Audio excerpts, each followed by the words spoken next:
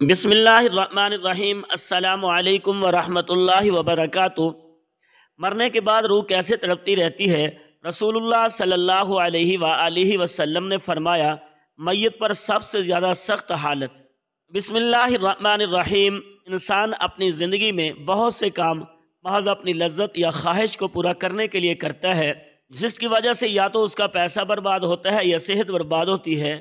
موت کو یاد رکھنے والے کی خواہشات کم ہوتی ہے۔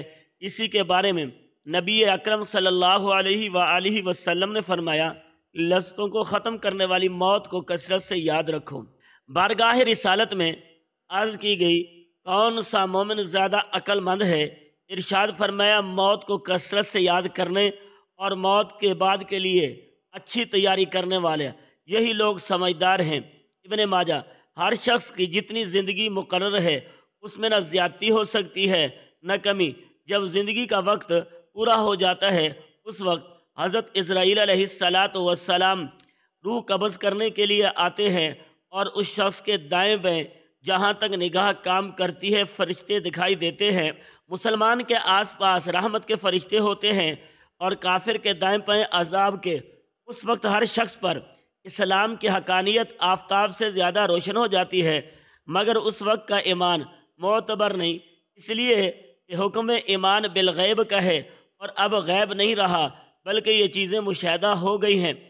مرنے کے بعد مسلمان کی روح حسب مرتبہ مختلف مقاموں میں رہتی ہے، بعض کی قبر پر، بعض کی جہہ زمزم شریف پر، اور بعض کی آسمان و زمین کے درمیان، بعض کی پہلے دوسرے ساتویں آسمان تک، اور بعض کی آسمانوں سے بھی بلند، اور بعض کی روحیں زیر عرش قندیلوں میں، اور بعض کی اعلیٰ علیین میں، مگر کہیں ہوں اپنے جسم سے ان کا تعلق بدستور رہتا ہے۔ جو کوئی قبر پر آئے اسے دیکھتے ہیں، پہچانتے ہیں، اس کی بات سنتے ہیں۔ حدیث میں ہے، ایک طاہر پہلے کفس میں بند تھا، اب آزاد کر دیا گیا۔ ائمہ اکرام فرماتے ہیں، بے شک پاک جانیں جب بدن کے علاقوں سے جدا ہوتی ہیں، عالم بالا سے مل جاتی ہیں، اور سب کچھ ایسا دیکھتی سنتی ہیں جیسے یہاں حاضر ہیں۔ حدیث میں فرمایا، جب مسلمان مرتا ہے اس کی راہ کھول دی جاتی ہے، جہاں چاہے مردہ کلام بھی کرتا ہے، اور اس کے کلام کو جن اور انسان کے سوا تمام حیوانات وغیرہ سنتے ہیں۔ جب مردے کو قبر میں دفن کرتے ہیں اس کا دبانا ایسا ہوتا ہے کہ جیسا ماں پیار سے اپنے بچے کو زور سے چمٹا لیتی ہے، اور اگر کافر ہے تو اس کو زور سے دبا دیتی ہے کہ ادھر کی پسلیاں ادھر اور ادھر کی ادھر ہو جاتی ہیں۔ جب دفن کرنے والے دفن کر کے وہاں سے چلے جاتے ہیں وہ ان کے جوتوں کی آواز سنتا ہے۔ اس وقت اس کے پاس دو فرشتے اپنے دانتوں سے زمین چیرتے ہوئے آتے ہیں، اور نہایت سختی کے ساتھ سخت آواز میں سوال کرتے ہیں۔ پہلا سوال، تیرا رب کون ہے؟ دوسرا سوال، تیرا دین کیا ہے؟ تیسرا سوال، ان کے بارے میں تو کیا کہتا ہے؟ مسلمان ہے تو پہلے سوال کا جواب دے گا، میرا رب اللہ ہے، اور دوسرے سوال کا جواب دے گا، میرا دین اسلام ہے، اور تیسرے سوال کا جواب دے گا، وہ تو رسول اللہ صلی اللہ علیہ وآلہ وسلم ہے۔ اس وقت آسمان سے ایک منادی ندا کرے گا کہ میرے بندے نے سچ کہا، اس کے لیے جنت کا بچھونا بچھاؤ اور جنت کا لباس پہناؤ، اور اس کے لیے جنت کی طرف ایک دروازہ کھول دو۔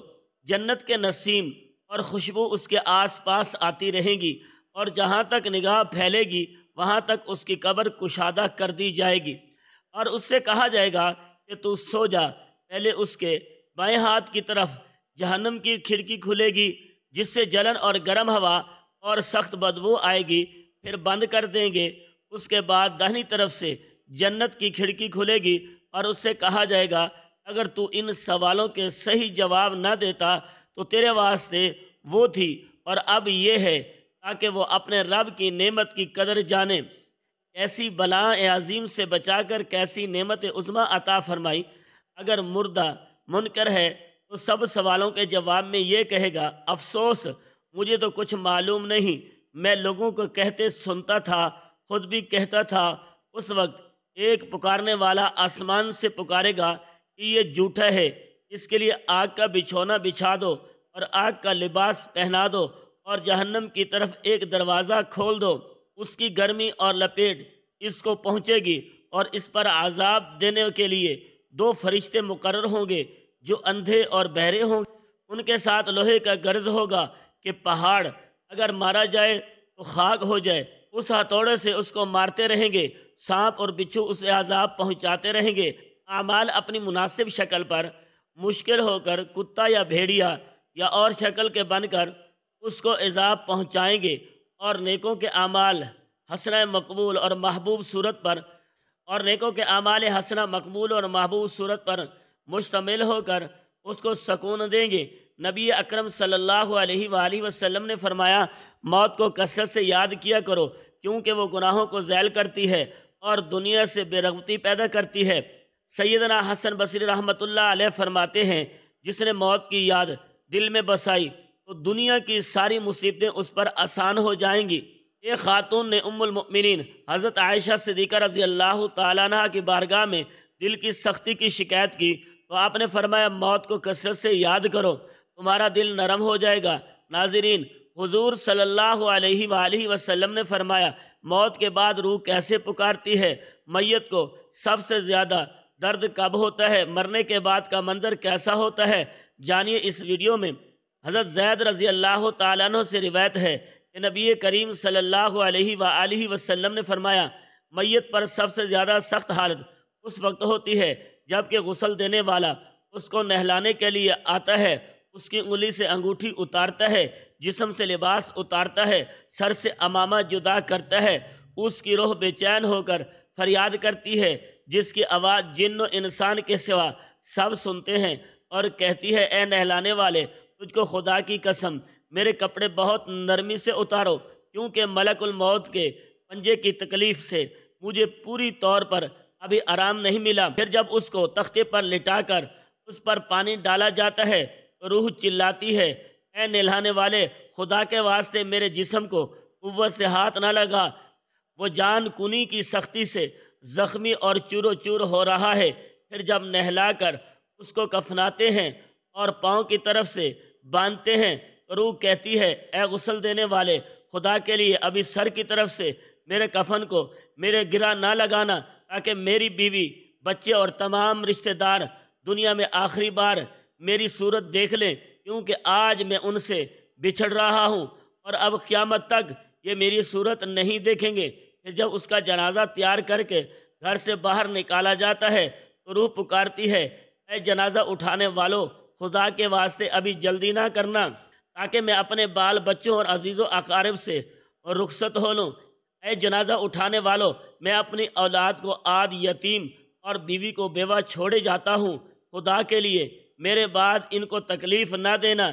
میں اپنا گھر اور مال و اسباب دوسروں کے لیے چھوڑے جاتا ہوں، اب یہاں کبھی واپس نہ آؤں گا اور قیامت تک کسی کی صورت نہ دیکھوں گا۔ پھر جنازہ اٹھا کر لے چلتے ہیں تو میت کہتی ہے، اے میرے بھائیوں، میں نے آج تک جو کچھ مال و اسباب جمع کیا تھا وہ صرف وارثوں کے لیے تھا، آج ان میں سے کوئی میرے گناہوں کا ذرا سا بوجھ بھی نہیں اٹھا سکتا۔ ہر چیز کا حساب مجھ سے لیا جائے گا اور میرے وارث کھائیں گے اور اڑائیں گے۔ پھر جب نماز جنازے کے بعد دفن سے پہلے کچھ لوگ اپنے اپنے گھر جانے لگتے ہیں تو میت کہتی ہے، اے میرے بھائیوں، خدا کے واسطے ابھی سے ایسا ظلم نہ کرو، مرنے والا تم سے مانوس تھا اور تم دفن سے پہلے لوٹے جاتے ہو۔ پھر جب اسے قبر میں اتارتے ہیں تو میت کہتی ہے، اے میرے وارثوں، پھر جب اسے قبر میں اتارتے ہیں تو میت کہتی ہے، اے میرے وارثوں، او ترکہ پانے والو، میں نے جو کچھ مال جمع کیا تھا وہ سب تمہارے لیے چھوڑا، خدا کے لیے تم مجھ کو دعائے خیر اور فاتحہ سے بھلا نہ دینا۔ بزرگوں کا قول ہے کہ آخرت کی منزلوں میں سے قبر پہلی منزل ہے، اگر اس منزل میں نجات پائی تو اس کے بعد کی منزلیں بھی بہت آسان ہیں، اور اگر یہاں عذاب میں مبتلا ہوا تو آگے چل کر اسے زیادہ سختی ہوگی۔ حدیث شریف میں ہے کہ مردہ قبر میں ایسا ہے جیسے کوئی شخص پانی میں ڈوب رہا ہو اور مدد کے لیے فریاد کرتا ہو۔ مردہ ہر وقت اپنے ماں باپ، بھائی بہن، اولاد اور دوست وغیرہ اپنے پسماندگان سے دعائے خیر اور فاتحہ کا منتظر رہتا ہے۔ مردہ ہر وقت اپنے ماں باپ، بھائی بہن یا اولاد اور دوست وغیرہ اپنے پسماندگان سے دعائے خیر اور فاتحہ کا منتظر رہتا ہے۔ جب اس کو اس کے پسماندگان کی طرف سے کوئی تحفہ ثواب پہنچتا ہے تو وہ اس کے لیے تمام دنیا اور جو کچھ دنیا میں ہے اس سے محبوب و مرغوب ہوتا ہے، اور اللہ تعالیٰ اس کے رشتہ داروں کی دعائے خیر کے ثواب کو قبرستان والوں پر پہاڑوں کے برابر داخل فرماتا ہے۔ موت ایک دروازہ ہے جس میں سب لوگوں نے داخل ہونا ہے۔ حضرت عثمان غنی رضی اللہ تعالیٰ عنہ جب کسی قبر پر جاتے تو اتنا روتے کہ ان کی داڑھی آنسو سے تر ہو جاتی۔ آپ سے پوچھا گیا، آپ جنت و جہنم کا تذکرہ کرتے ہیں تو نہیں روتے مگر قبر دیکھ کر روتے ہیں؟ کہنے لگے، رسول اللہ صلی اللہ علیہ وآلہ وسلم نے فرمایا کہ قبر آخرت کی پہلی منزل ہے، لہذا اگر مرنے والا اس سے نجات پائے تو بعد کے مناظر اس کے کہیں سے زیادہ آسان ہیں، اور اگر اس کی تکلیف سے نجات نہ پائے تو بعد کے مراحل اس سے بہت زیادہ سخت ہیں۔ اور فرمائے کہ رسول اللہ صلی اللہ علیہ وآلہ وسلم کا ارشاد ہے، میں نے کبھی کوئی منظر نہیں دیکھا مگر قبر اس سے زیادہ سخت ہے۔ کہا، ہمارے لیے ان قبروں میں عبرت نہیں ہے؟ دیکھیے، مالدار، فقیر، طاقتور اور کمزور دنیا میں لوٹنے کی خواہش رکھتے ہیں، مال جمع کرنے اور محل بنانے کے لیے نہیں، بلکہ اس لیے کاش ہمیں ایک نماز پڑھنے کی مہلت مل جائے، کاش ہمیں ایک دفعہ سبحان اللہ کہنے کی فرصت دے دی جائے، لیکن اب ناممکن ہے۔ اب اعمال نامہ لپیٹ دیا گیا ہے، روح جسم سے نکال لی گئی ہے، زندگی کی مہلت ختم ہے۔ اب ہر میت اپنے عمل کے مرحوم ہو کر قبر میں پڑی ہے۔ ایک حاجت مند حضرت عثمان غنی رضی اللہ تعالیٰ عنہ کے دروازے پر غروب آفتاب کے بعد آیا۔ ابھی اس نے دستک نہ دی تھی کہ حضرت عثمان غنی رضی اللہ تعالیٰ عنہ کی آواز اس کے کانوں میں پڑی۔ وہ اپنی اہلیہ سے شکایت کر رہے تھے کہ چراغ کی بتی موٹی ہے جو تیل زیادہ استعمال کرنے کا سبب بن رہی ہے۔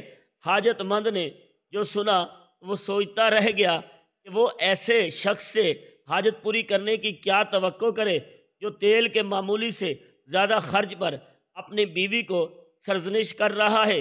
اس لیے ارادہ کیا کہ حاجت بیان کر کے دیکھوں، شاید میری کچھ امداد کر ہی دیں۔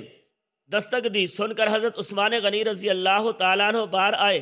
حاجت مند نے اپنی حاجت بیان کی اور لہجے میں زیادہ زور دیتے ہوئے کہا کہ ضرورت کچھ زیادہ ہی ہے۔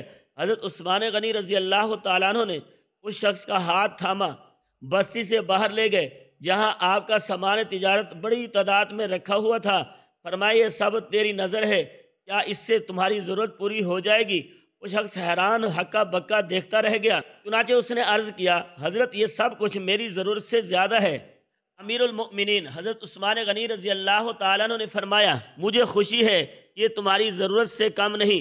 اس شخص نے کہا، اے حضرت ایک بات بتائیں، چراغ کی بتی قدر موٹی ہو جانے پر اپنی زوجہ محترمہ کو سرزنش کر رہے تھے، حالانکہ چراغ اس قدر روشنی رکھنے میں شاید صرف 1 درہم کا تیل استعمال نہ ہوتا ہو، وہ تو آپ کو گوارا نہ ہوا اور یہاں ہزاروں کا سامان مجھے بلا تحمل دے رہے ہیں۔ اب آپ نے فرمایا، بھائی چراغ میں تیل کا زیادہ اسراف ہے اور زیادہ اسراف اللہ کو پسند نہیں، اور مجھے اللہ کے حضور اپنے اعمال کی فکر رہتی ہے۔ یہاں مجھے فکر اعمال لاحق ہے، اس لیے کہ میں نے سرزنش کی سامان تمہیں اللہ کی خوشنودی کے لیے صدقہ دیا ہے، اس پر اجر کی امید اور وہاں پر حساب کا خوف ہے، اور اس پر اجر کی امید ہے اور وہاں پر حساب کا خوف ہے۔ اللہ تعالی ہم سب کو دین کی سمجھ نصیب فرمائے اور ہمارا خاتمہ ایمان پر فرمائے، آمین۔ ناظرین، کمنٹ باکس میں ایک بار اللہ کے 99 ناموں میں سے کوئی ایک ضرور ٹائپ کریں۔